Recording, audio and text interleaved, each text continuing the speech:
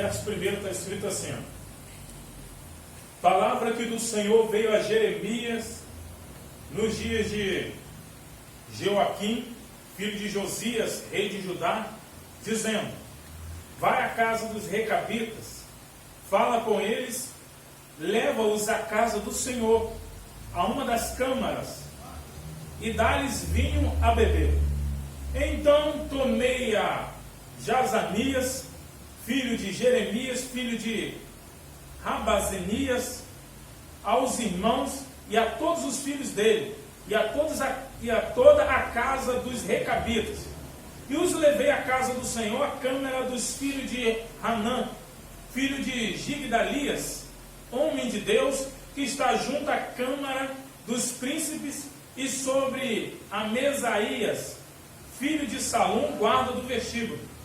E pus diante dos filhos da casa dos recabitas taças cheias de vinho e copos, e lhes disse: bebei vinho.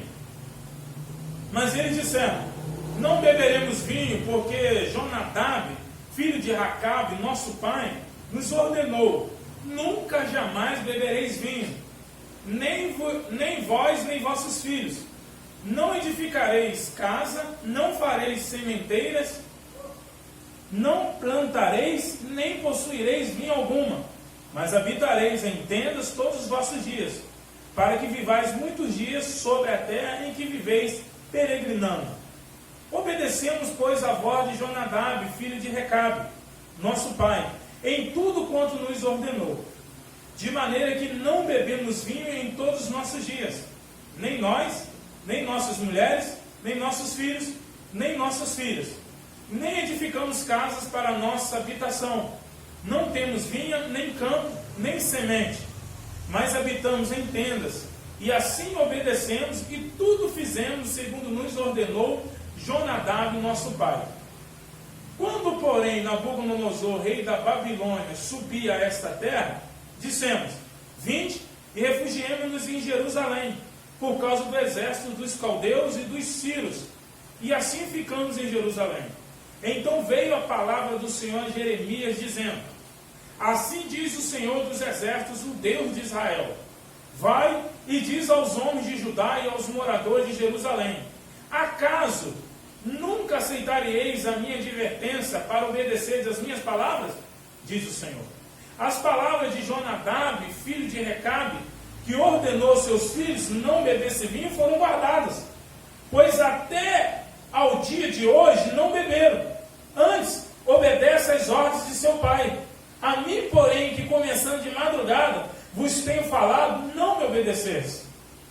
Começando de madrugada vos tenho enviado todos os meus servos, dizendo: convertei-vos agora, cada um do seu mau caminho, fazei boa as vossas ações, e não sigais a outros deuses para servi-los. Assim ficareis na terra que vos dei a vós outros e a vossos pais. Mas não me inclinastes os ouvidos, nem me obedecestes a mim. Visto que os filhos de Jonadab, filho de Recabe, guardaram o mandamento de seu pai, que ele lhes ordenara, mas este povo não me obedeceu. Por isso, assim diz o Senhor, o Deus dos exércitos, o Deus de Israel: eis que trarei sobre Judá e sobre todos os moradores de Jerusalém todo o mal que falei contra eles, pois lhe tenho falado e não me obedeceram. Clamei a eles e não responderam. A casa dos recabitas, disse Jeremias: assim diz o Senhor dos exércitos, Deus de Israel: porque obedecestes ao mandamento de Jonadab, vosso pai, e guardastes todos os seus preceitos, e tudo fizeste segundo vos ordenou, por isso assim diz o Senhor dos exércitos, o Deus de Israel: nunca faltará homem a Jonadab, filho de Recabe, que esteja na minha presença. Amém? Sente no seu lugar, de Bíblia aberta. Vamos orar ao Senhor pedindo graça, porque se fez importante essa leitura, para que nós venhamos compreender o contexto. E agora vamos pedir graça ao Senhor para que Deus nos dê sabedoria, para que eu venha aplicar na vida dos irmãos, que os irmãos venham absorver aquilo que nós podemos absorver nesta noite. Amém? Vamos orar. Pai Santo, chegamos diante de Ti nesta noite, Senhor, reconhecendo a nossa ineficácia, a nossa incapacidade, Deus, de fazermos alguma coisa que seja suficientemente bom para sermos aceitos diante do Senhor. Se somos aceitos é por intermédio da fé no Teu Filho, em Jesus Cristo, naquilo que Ele fez. Por isso chegamos envergonhados, ó Deus, porque temos que ter um coração mais grato ao Senhor e muitas das vezes não estamos andando em gratidão. Mas oramos, ó Deus, porque temos a certeza que o Senhor é poderoso para falar conosco, para nos motivar, para nos conduzir avante, naquilo que nós temos que fazer, que é viver mais e mais para Ti. Ora para que o Senhor esteja repreendendo, ó Deus, todo ladrão da palavra, e que nós podemos descansar a nossa mente, o nosso coração, na Tua palavra nesse momento. Ouvir, ó Deus, com fé e com certeza que o Senhor há de falar conosco por intermédio dela. E que o Senhor venha agir por intermédio do Teu Espírito Santo, edificar as nossas vidas, os nossos corações, e nos conduzir, ó Deus, aquilo que o Senhor quer, ó Deus, nos levar, que é para mais perto de Ti. É isso que eu te peço, em nome do Senhor Jesus Cristo. Amém. Amém.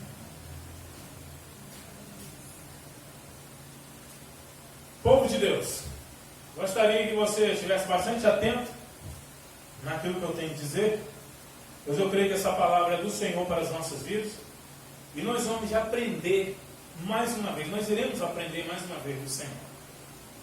Primeiramente, nós sabemos que Jeremias, ele foi um profeta que não que ele recusou, mas ele arrumou uma desculpa para poder Deus mudar, escolher outra pessoa ao invés dele para o chamado que Deus trouxe para ele. Quando Deus chamou Jeremias, a desculpa de Jeremias, como muitos outros, a desculpa de Jeremias que ele era muito novo, era ainda criança. E Deus falou para Jeremias: Jeremias, não diz que tu é criança, pois farei de você profetas das nações. E assim nós vemos também Gideão, quando ele foi chamado por Deus para executar um propósito, algo em meio ao povo de Deus. Gideão, ele diz que ele era o mais pobre da menor tribo, e a família dele era a menor, a mais pobre dentro da tribo de Israel.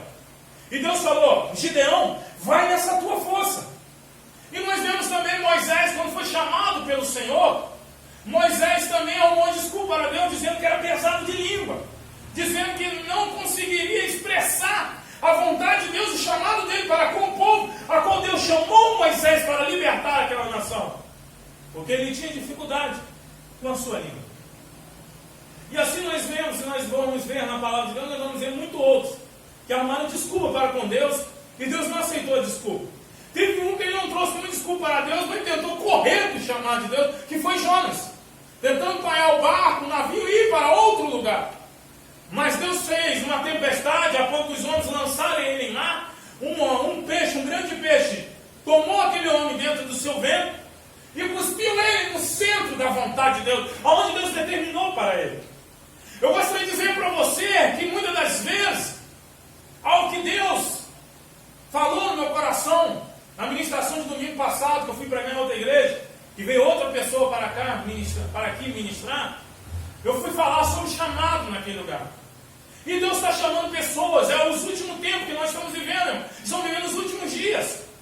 A Bíblia nos dá base que nós estamos vivendo os últimos dias. Os últimos dias é a realidade da subida de Cristo aos céus até a sua vinda. Ali se compete os últimos dias. Mas eu creio que nós estamos vivendo as últimas horas desses últimos dias. Porque o que a Bíblia nos diz, o que há de presenciar, a Bíblia nos diz o que há de nós presenciarmos, o que há de acontecer, de anteceder a volta de Jesus, nós estamos vivendo hoje em grande escala. Eu não vou marcar data, não sou louco para isso, mas o ambiente que estamos vivendo nos dá a entender que Cristo breve voltará, que as coisas estão indo de mal a pior. E por isso é importante de nós nos movimentarmos, nos movermos nos chamados de Deus para as nossas vidas. Por quê?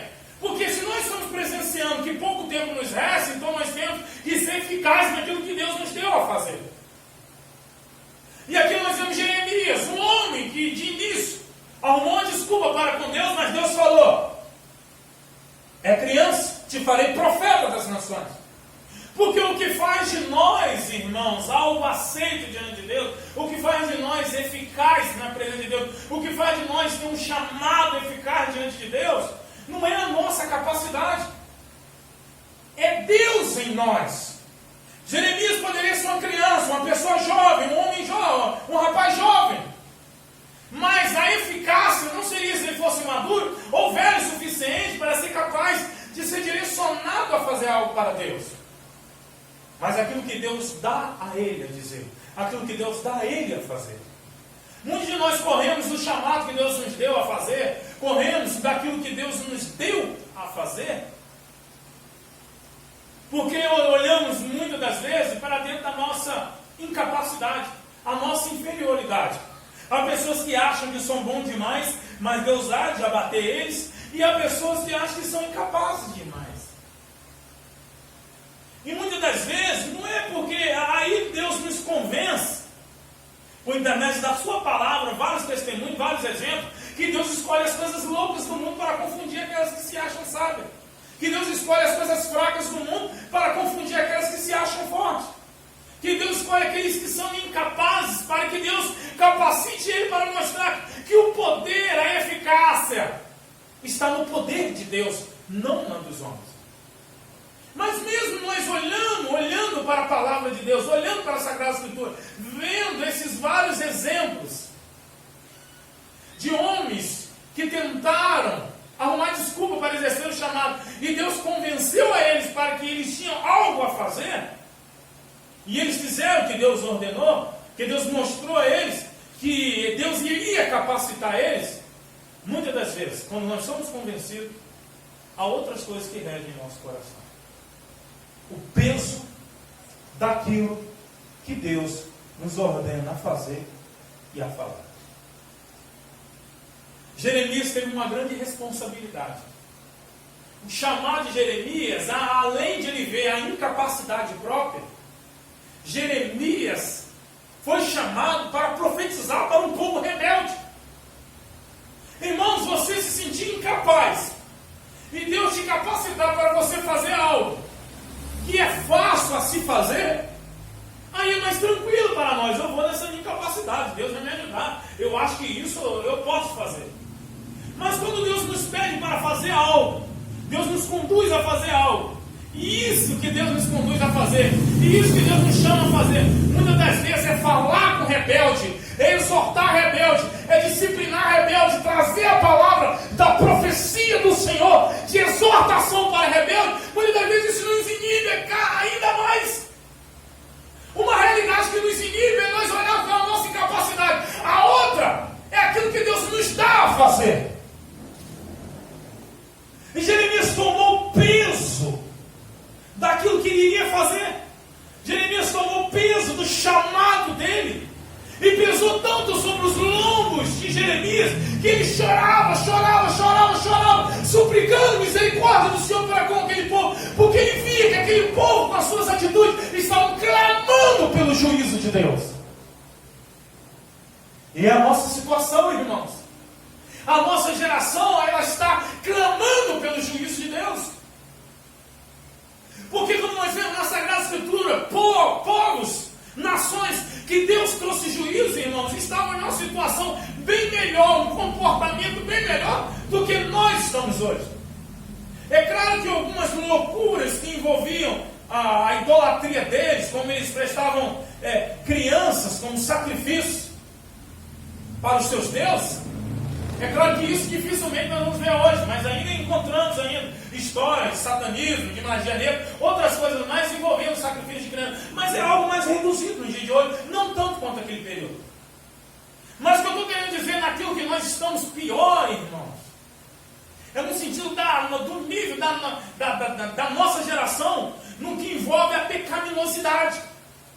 Irmão, o pecado hoje está cada dia mais natural. Estão bebendo pecado, bebendo iniquidade, como se fosse água, assim como diz lá em Jó. A humanidade que nós estamos vivendo, ela está cada dia cruel, irmãos. Violenta. Contra Deus. Rejeitando a Deus, rejeitando os princípios, rejeitando a verdade. Irmãos, se Deus trouxe juízo para Sodoma e Gomorra, o que ele há de fazer para essa geração? Eu vou lá e te pergunto, Sodoma e Gomorra tinha LSD, maconha, cocaína, tinha variedade de cachaça, drogas de tudo quanto é tipo. Sodoma e Gomorra tinha PT, irmãos. Partido dos trabalhadores. Tinha isso lá? Não tinha.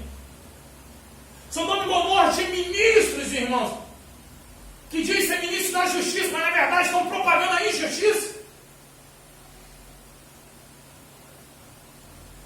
Tinham pessoas, tinham pecados, tinha a iniquidade deles. Eles viviam no meio da iniquidade deles, mas de uma forma descarada, assim, e pior, crescente, como nós estamos vivendo hoje. Porque lá, irmão, a iniquidade de Sodoma e Gomorra envolvia a realidade dentro do grupo deles, do ambiente deles, da nacionalidade deles. As pecaminosidades de muitos hoje, irmão, estão avançando na velocidade da luz pelo advento da internet. Então não está só no grupinho, está em velocidade rápida, propagando, sujando, mudando mente, mudando corações, mudando a juventude, mudando a realidade que nós estamos vivendo. E as coisas estão mudando rápido demais. Irmãos, a situação que nós vimos de 15, 20 anos atrás, as famílias, os princípios, a obediência dos filhos para com os pais, isso está cada dia mais escasso. Então hoje, ser chamado por Deus hoje, irmãos, é você profetizar para um povo rebelde, por uma nação que está cada dia virando as costas para Deus. E o pior de tudo, tem a aparência de piedade, mas negando, irmãos. Uma das piores pessoas são aquelas que dizem servir a Deus, mas na verdade estão virando as costas para Deus. Irmão, se você for ver índice, cálculos de instituições que levantam a quantidade de cristãos, supostos cristãos que tem no Brasil, é muito grande. A nossa população, aí, se eu não me engano, mais de 90% da nossa população se dizem ser cristã, seja ela da sua ramificação ou da sua denominação. 90% é quem se diz ser cristãos, irmãos. E nós somos uma geração assim tão fracas de Deus. Não generalizando, não falando de todos. Existe homem de Deus, existe mulher de Deus, existem pessoas que estão fazendo a diferença. Mas o que eu estou querendo dizer é que pela quantidade de cristãos, nós poderíamos estar muito mais poderosos, influenciando o mundo pelo poder do Evangelho e da graça e o poder de Jesus Cristo. E assim como Jeremias foi chamado para falar para uma nação rebelde, um povo rebelde, ele vai agora usar um exemplo de um povo que estava dando um exemplo de fidelidade. A fidelidade dos recabitas, os descendentes de Recabe. Recabe foi um homem que trouxe um padrão. O seu filho trouxe um padrão sobre eles, sobre o seu clã, sobre a sua família. E aquilo foi levado de geração em geração. Eles obedeceram a ordem de um homem sobre eles. Obedeceram a ordem do ancião, do juiz, daquele que estava ali direcionando a vida deles, da autoridade sobre eles. Obedeceram a ordem, o conselho que ele deu. E aqui está Jeremias dando um conselho da parte do Senhor, profetizando uma palavra que vinha totalmente do alto. Os recabitas estavam obedecendo a voz de um homem, de um pecador, de um ser terreno, de um ser finito, de um ser limitado. E o povo de Deus estava ouvindo a voz de um Deus que é ilimitado, de um Deus que é infinito, de um Deus que é soberano, de um Deus que é poderoso. Então imagine o quanto o conselho de Deus era digno de ser obedecido e observado. E mesmo assim o povo estava virando as costas para Deus.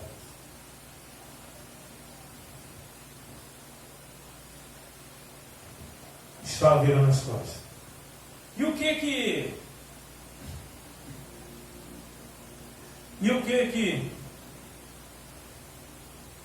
Jonadab, filho de Recabe, orientou eles? Pediu para que os recabitas não tocassem vinho.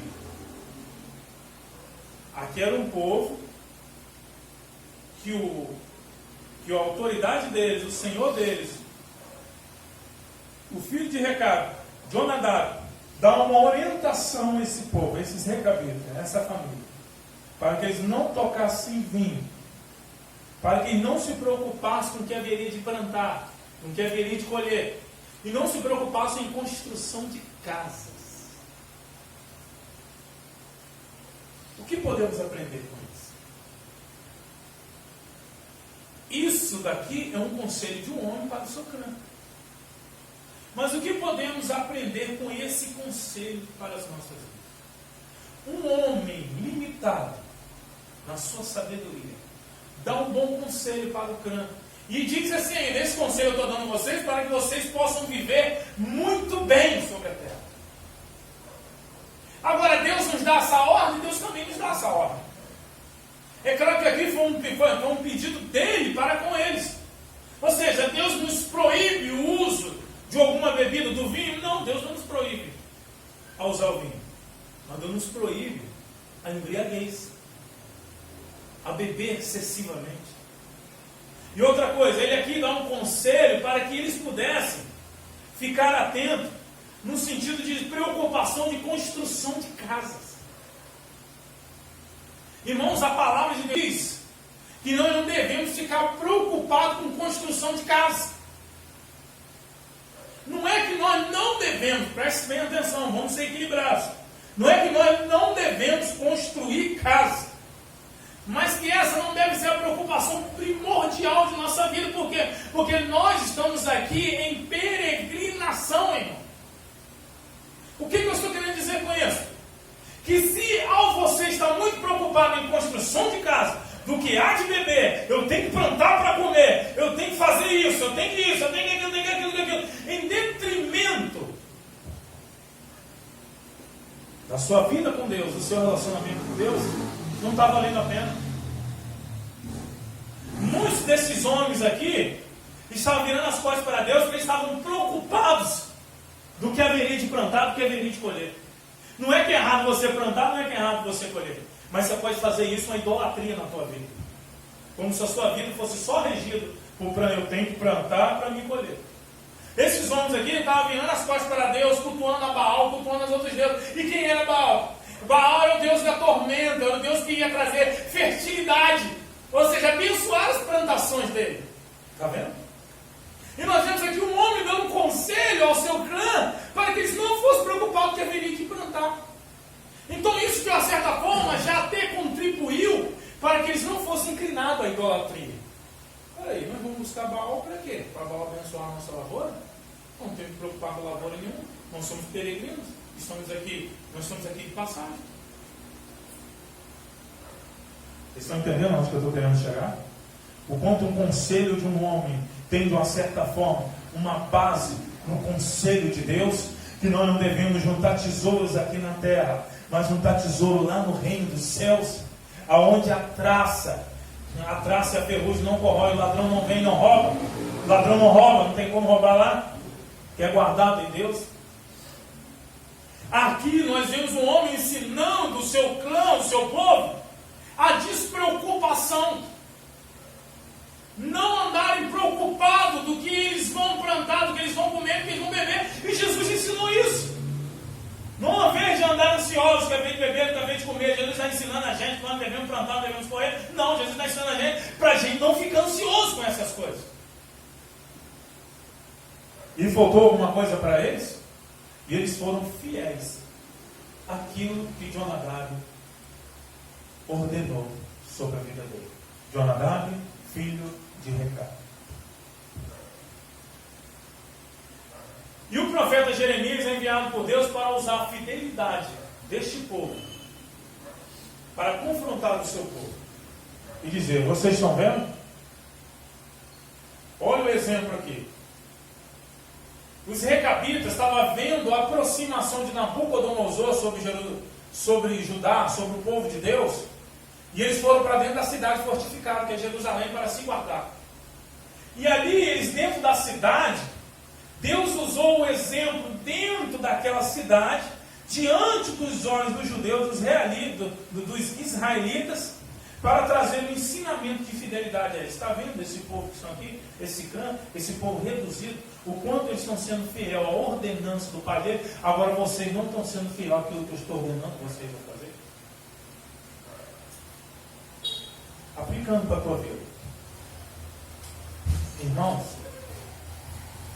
Deus usou o profeta para usar um exemplo diante dos olhos dele. Quantos exemplos Deus tem nos dado para nos ensinar? Quantas pessoas, quantos grupos, quantos exemplos de pessoas Deus tem usado para nos ensinar, para ministrar em nosso coração aquilo que nós devemos mudar? Quanto exemplo nós vemos de pessoas, tanto exemplos bons quanto esse daqui de fidelidade, mas quanto exemplos também ruins. De pessoas que nós vimos juntando, esquecia de Deus, esquecia de família, esquecia de todo mundo, juntando, esquecia dos princípios bíblicos, esquecia de tudo, juntando, e mais, sem mais, sem menos. O que a vida fez? Pregou uma peça. Então vai juntar mais nada hoje. O interessante é saber, juntar. Mas se ele levasse, poderia usar para onde foi, né? O problema é o seguinte: ele não levou. Eu não estou falando que você não deva juntar. Eu não estou falando que você vai começar agora a fazer igual o Silvio Santos, jogar dinheiro para o alto. Jogar trocado, né? Jogar dinheiro mesmo não joga. Joga trocado. Eu não estou falando que você não vai juntar dinheiro, que você não vai comprar suas coisas, que você não vai construir. O que eu estou dizendo, se há preocupação excessiva nisso tudo. Se você tem abrido mão de estar fazendo algo que Deus ordenou, se você tem abrido mão de estar executando algo que Deus te pediu a fazer, abrindo mão de conservar os princípios bíblicos, de conservar a ordem de Deus sobre as suas vidas, por causa de preocupação excessiva de coisas terrenas. E querendo ou não, se acaba formando um ídolo, irmãos. Esse povo aqui, se Deus estava permitindo Nabucodonosor se aproximar para levar esse povo cativo para a Babilônia, é porque esse povo estava inclinado à idolatria, a outros ídolos, aos outros deuses. Vocês querem inclinar a outros deuses? Então tá bom, então eu vou trazer um servo de outros deuses para levar vocês para outros deuses, para bem longe de mim.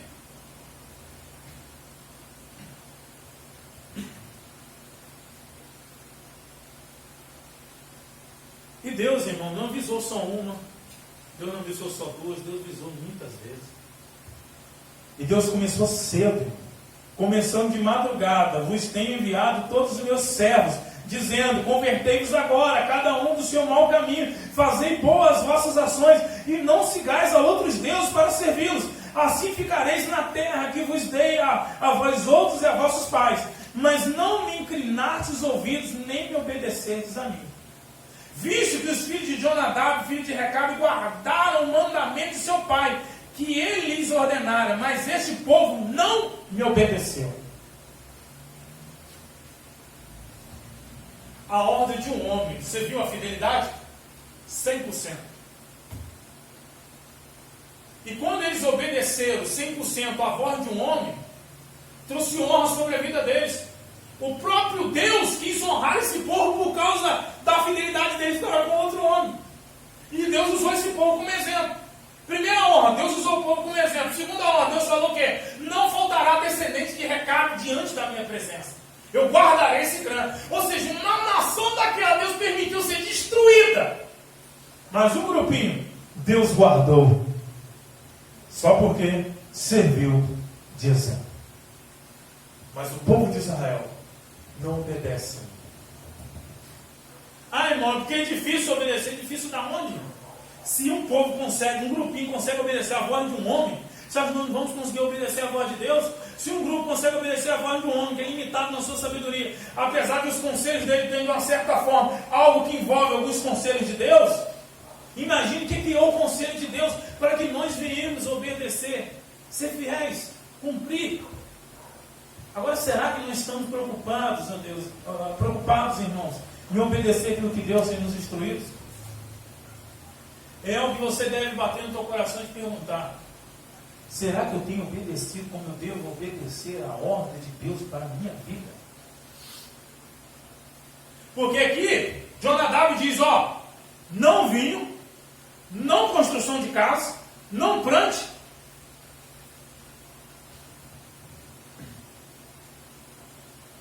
E vive peregrinando. Não planteis e não possui nenhuma vinha, nem compra nada. Vão andar vocês vão sustentar. Foi a voz, foi a ordem. Eles cumpriram, tintim com tintim. Eles não fizeram nada diferente que Jonadab deu a ordem a eles. Fizeram tintim com tintim. Muitos de nós queremos obedecer a Deus, Deus nos dá uma ordem, nós achamos, não é assim.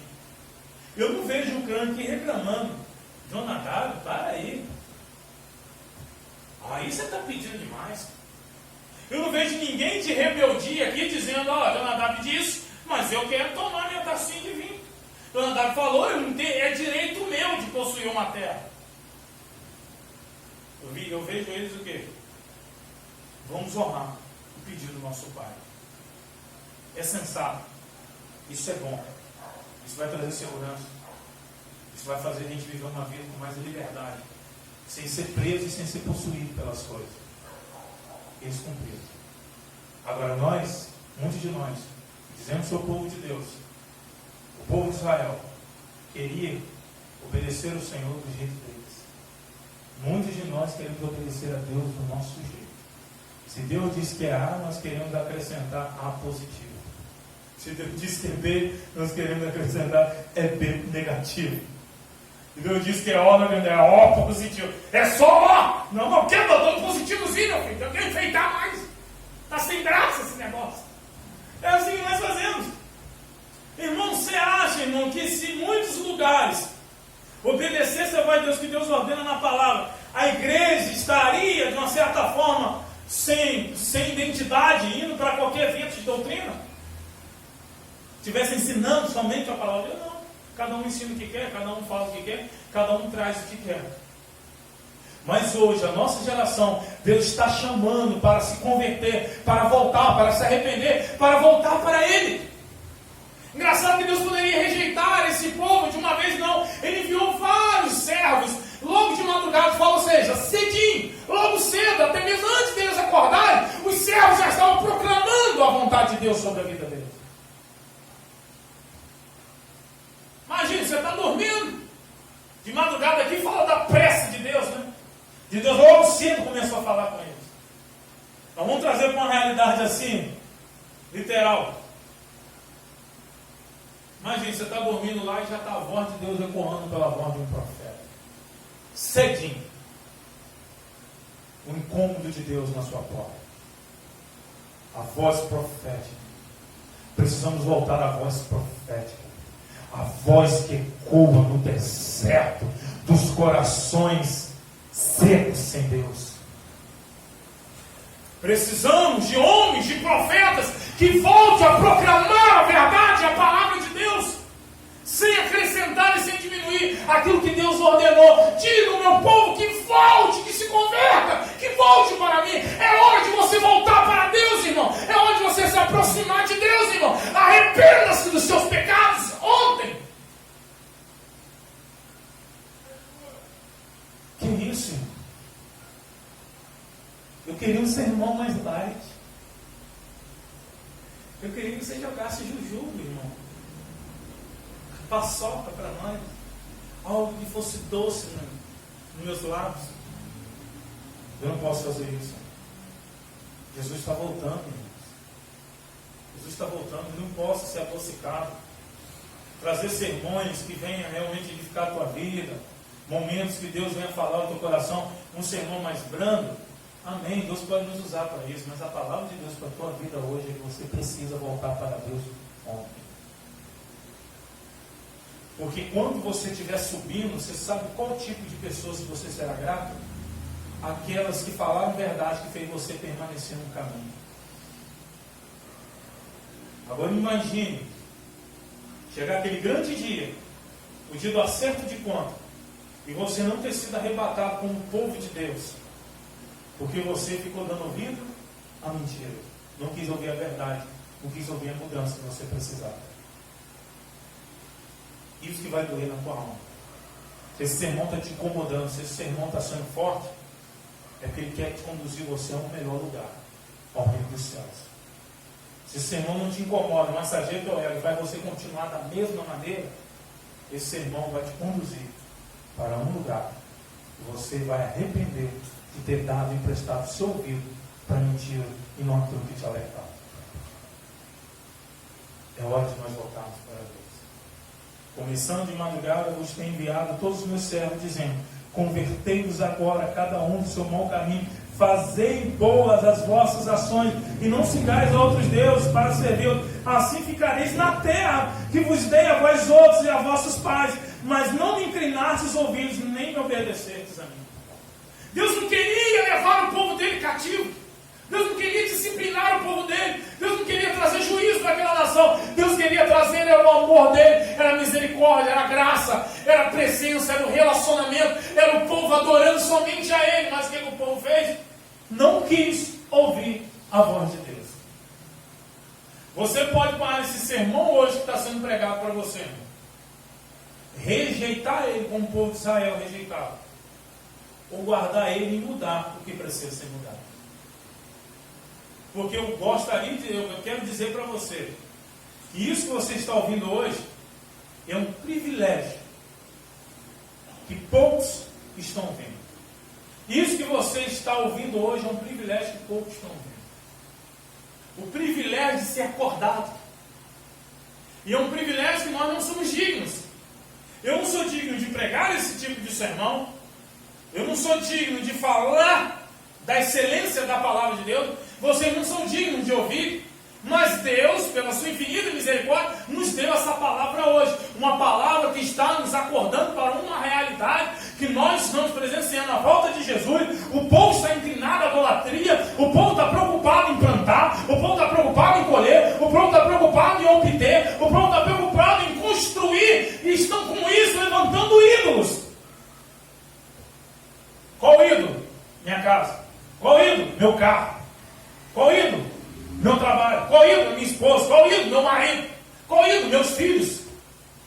Tem gente, irmãos, que o filho é tão ídolo que o filho partiu, morreu, e o quarto permanece intacto da mesma maneira. Aquilo prendendo, trazendo cativeiro para aquela pessoa. Ela não consegue se libertar. É um ídolo. Eu sei que há a dor da perca, mas a perca não pode ditar o resto da minha vida.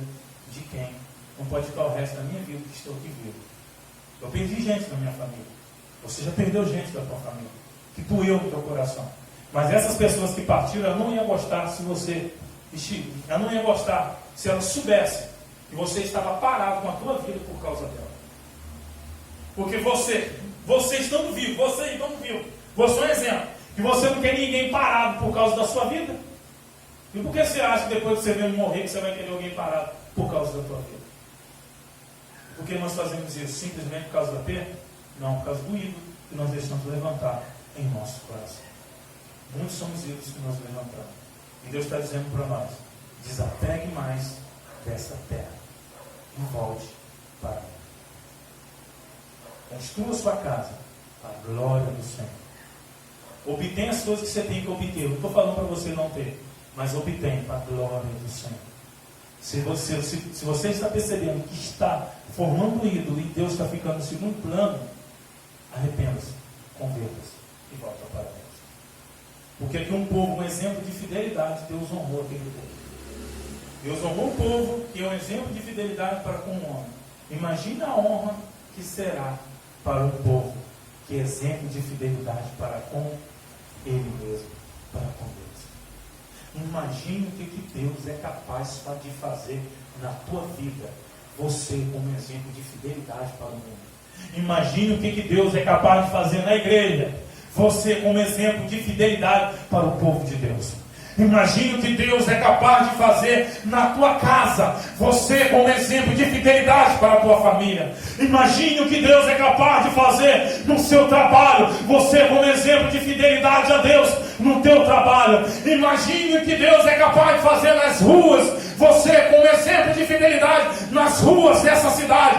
Imagine o que Deus é capaz de fazer por onde você passar, você ser um exemplo de fidelidade para com Deus. Então seja fiel a Deus, que há honra na fidelidade ao Senhor.